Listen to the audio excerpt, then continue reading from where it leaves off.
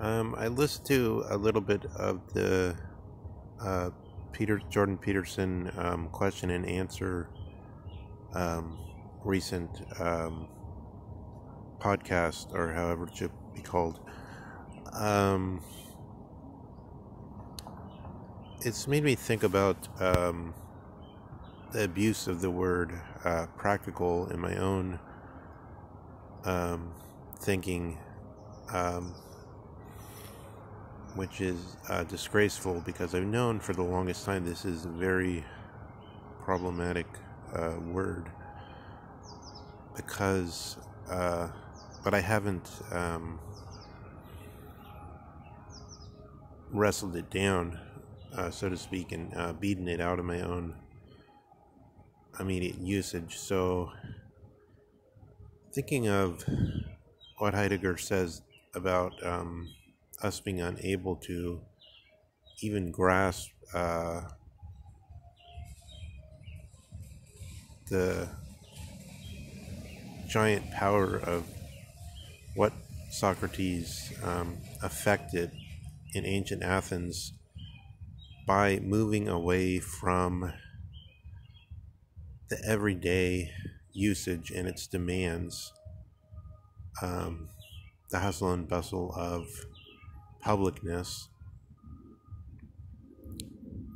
and trying to drive language to the phenomena as the standard, rather than the standard being um, the social hydraulic system, so to speak, the pushing and the breaking down with the social forces which demand everything be um, leveled or brought out in superficial terms, or um, in general, that people simply won't listen to anything that doesn't stay with the that there's a powerful um, use in keeping with the ethos arguments and the arguments that speak to the widest number. And if you want to get things done and influence people, you are compelled to do that.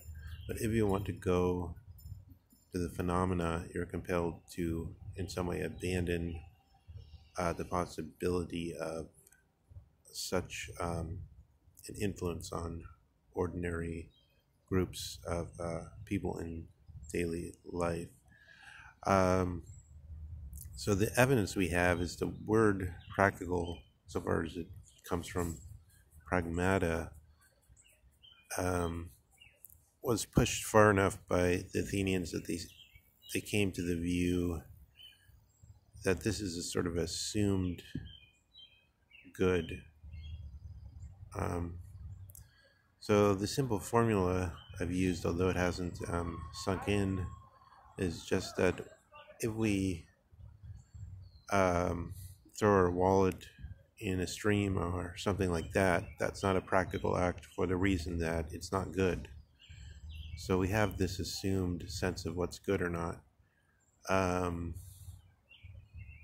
I suppose in the wisdom that Zizek most repulses, then one would say, but what if because you didn't have the wallet, then you couldn't buy the Starbucks coffee, and then you had to go somewhere else, and then that led to something great happening. So was it bad that you threw the wallet in the stream? And then you have to say maybe, and etc.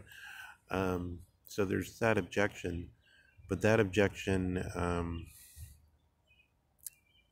leads us into sort of other forms of wisdom, which are can either be viewed through the lens of the Greek thinking of the good, as the good being more complex than it looks on first glance, or they can be viewed to somehow radically undermine the idea of the good as something like there's a right way to plant a seed, not too deep, so that it doesn't ever push up into the light, and not too shallow so that it doesn't get disrupted by animals or the wind or whatnot, and that the whole of existence is like that, and then there's a right way to do it, and you can find that right way. In this sense, the practical always names sort of a dumb, assumed to be good, like the cannibal assumes following the ordinary practices. I mean, the good-hearted cannibal who's concerned with his fellows and wants to follow whatever practices set by the ancestors and so on will assume that cannibalism is, at least with regard to captured enemies, is a good thing, and other things of that nature. But and therefore it's a practical act. It brings pleasure. It brings reverence. It reverences the gods, perhaps. It fulfills the custom of the country, and so on, as a practical act. But therefore, all practical acts are radically brought into a region of suspicion.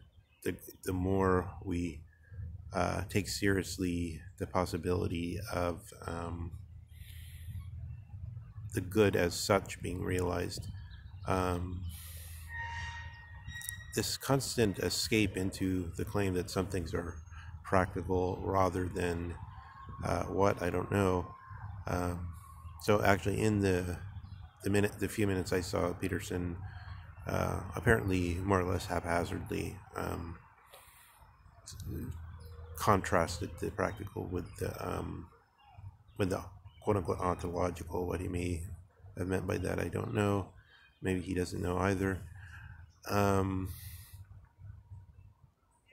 practical, in the sense of the dealing with the pragma, is another case of dealing with dunamis and dealing with the empirical in the Greek sense. Doctors were originally called empirics, which means they had knowledge like a medic has knowledge. Like you see somebody cutting off the flow of the blood by suturing, or by tying a knot around an arm to keep the blood away from a deep cut, or something like that. There's practical, empirical. See, there I go again. It's very hard to get out of this, to drive ourselves to the phenomena and not to be totally constantly overtaken by the wave of our tiny little moment in quote-unquote world history, where this notion of the practical is so powerful. Why should it remain so powerful? Why shouldn't another form where we can see that in its right light spontaneously come in? I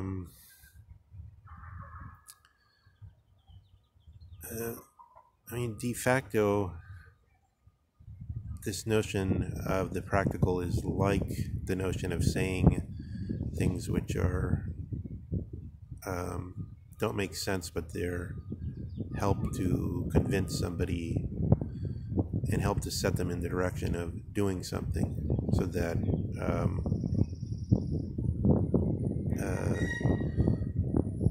it's a term which drives language into its sort of claustrophobic, vague positioning, out of which